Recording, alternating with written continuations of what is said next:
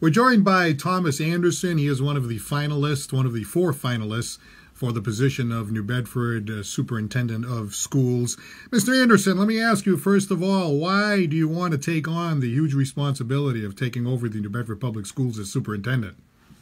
You know, I've been in districts that have been as large as, I was in Chicago where the district is, 400,000. So I've been in, very large places, and having, in my position now, I look to, you have an opportunity to make more of an impact, to make more of an influence on a larger number of students. New Bedford's community is roughly 100,000, being in a city.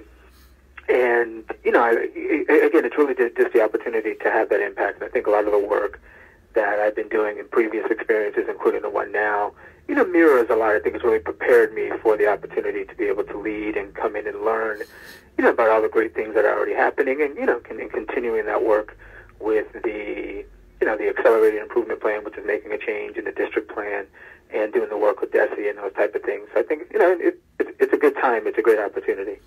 It's no secret that a lot of teachers and principals have left the district over the past few years, citing big disagreements with the present administration. What are you going to do to bring that morale back going forward? What would be your approach? First and foremost, we're all people. And everything we do, we need to think about how we would want someone else to treat us. I still go by the words, my father. I'm originally from Connecticut. I grew up in East Hartford, and, his thing was all the time, you treat people how you want to be treated. And you go into your personal life, you go into your work life about that. And individuals always put forth the best effort that they know how, and there's always something good you can find in what someone is doing. And, accountability is always going to be there. I think you need to be very clear, have a process as far as, what it looks like, what the level of expectation is. But you have to be a real person, and, being, empathetic and just being humanistic about things. Going and, what I've done, you interact with individuals, you engage, allow them to see who you are as a person.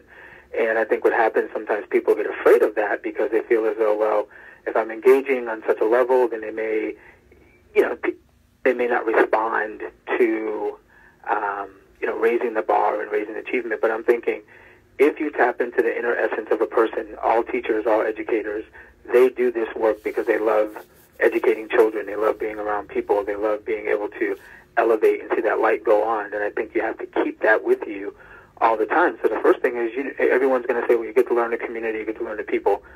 I believe then you do it without having to say it. Walking in, you'd have, everyone's going to have a plan, and you go around and you visit schools and those type of things. But I don't believe in doing anything that's contrived. You come in, you're genuine. There's no photo ops and those type of things. With me, it's a real, it's real life. And again, I'll go back to what I said the first time. We're all people, and you treat individuals with respect and dignity no matter what. And, sometimes the outcome is still going to be the outcome, but at least you can look someone in the face, and they can look you in the face and know, at least I was treated right. I had an educator once tell me that if you don't have discipline, you don't have anything, because you can't even teach the kids that are behaving in that scenario. What about that? Teachers have had F-bombs thrown at them. They get flipped off. I've heard stories of tables being tipped over. And the people that work there now say that the administration doesn't back them in terms of consequences. What is your approach with regard to discipline? As a parent, as a father of, twin boys that are 16 and a 12-year-old daughter, there's always the opportunity to skirt the line and the pushback and, well, I didn't really do it. The thing is being clear about what the expectations are. Taking a minute to figure out, well, what happened? What are you thinking? Why are we doing that? However, along with that, there are rules that are in place, and there's a certain level of expectation. We need to clarify what it is. We need to be fair and consistent. And I think you can still have a conversation. As a principal, unfortunately, I remember having conversations with students sometimes and saying, this is what you did. This is the consequence. And, often, some of those consequences were someone was being on a high school level, they were being suspended. But what would happen, you still have a dignified discussion, and you really cover, because the discipline has to be used as a tool to change behavior. it can't just be used as something that's going to be repeated. And we know that sometimes, individuals may say, well, the student may not be that concerned about his suspension. Okay, well, then we can be creative. Let's try something else. We need to be as creative as we can be to be able to get them to change that behavior. And then also, along the same line, it's not just about a disciplinary infraction. It's also what's going on that's making the student continue this type of behavior.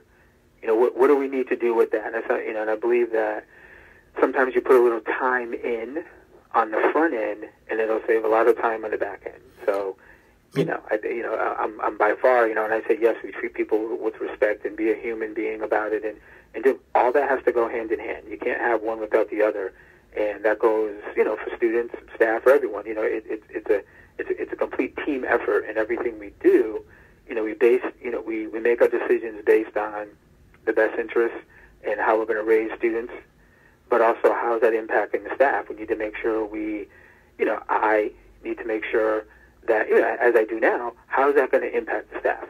Are we touching base with the individuals who have to live out whatever the change that was made? So I have no problem, and I believe, because that's what I do as far as you run things past people in terms of, I haven't been in the classroom teaching in a long time. So my objective is to make sure you're visiting the classrooms, you're seeing these things firsthand, you're taking into account what are those challenges that, the people, we say on the front line, that they have in front of them every day, and make decisions that are going to be supportive to them, and also making it where they're understanding why certain decisions have to be made, on a large scale. Some teachers have suggested that there are too many tests. They do this test, and then they do that test, and then they do some other test. And by the time you're done doing all that, you haven't even got time to do the instruction in the first place. What do you say about that? Have we gone overboard with testing? What can you do going forward with testing? There is a lot, and we have to figure out a way to balance it and manage it. Sometimes we don't have that much of we don't have the final say on how some of the testing comes down, but what we can control is how we approach it, how we're preparing students to do, how is it incorporated into the normal activities of school. So instead of saying, well, we're taking all this time to get ready for X test, it's no, what are those skills that someone has believed are very important and we need to incorporate it into what we do every day, therefore preparing our students to be able to do it where it's not something extra. So in saying, we're preparing for this every day and it's incorporated into what we do, and whatever the test is, it's going to be, the success on it will just be a byproduct of the daily skills that students are learning. There are times where the New Bedford district has hired from within. There's other times where they've gone out of the district and brought somebody in from the outside, and maybe it hasn't gone so well. Is there any advantage to coming in from out of the district? I don't think I think it's all in how you look at it and how you make the most of the opportunity. So if I look at where I am now, I came almost 700 miles.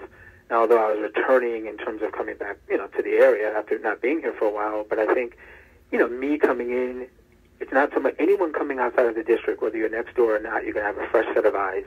Whether you are in New Bedford right now, the level of expectation and accountability changes when you get that position. So for me to be in Randolph now and coming in, I don't see it as a disadvantage in any way, because anyone who would get the job would come in a new capacity. And the level of, like I said, the level of accountability changes when you are the superintendent. And, I have a level of, confidence in terms of understanding that I can come in and learn what the challenges are, but also it's not that everyone wants to know what the challenges are all the time. I said, let's talk about what's going well. Let's focus on those things that are going well. Let's continue to do that. And then we can decide, maybe we can stop doing some of those things that aren't going well because it's getting in the way of, all the other areas where there's so much opportunity for growth. So coming from the outside, even when you're on the inside, it's still going to be a challenge, because when you step into that role, the rules the rules are different. All right, here's the final question. This is an easy one. Why do you think, out of these final four candidates, that you are the best one to be the superintendent of the New Bedford Public Schools, do you think? I think coming in, from the experiences that I've had as a teacher, principal, being in different regions from Chicago, Washington, D.C., being here in Randolph, and knowing how the work I've done with DESE, we came off of level 4 within the 3.5 years I've been here. We were able to, shed that underperforming level 4 status last October. But I think it's more about the process, and that happened because being able to cultivate the staff, being able to empower them, being able to, that sense of pride and ownership, and really what it comes down to is being able to engage and interact with people and give them that sense of pride and thinking, you know what, I think I'm willing to give them a chance, and, show, it's really about showing what you have. I don't believe in acronyms and all those type of things, and, the trendy language. I'm a real person. We just have real talk, and let me know what we're thinking. Thomas Anderson, one of the finalists for Superintendent of the New Bedford Public Schools. Thank you for being with us. Thank you very much.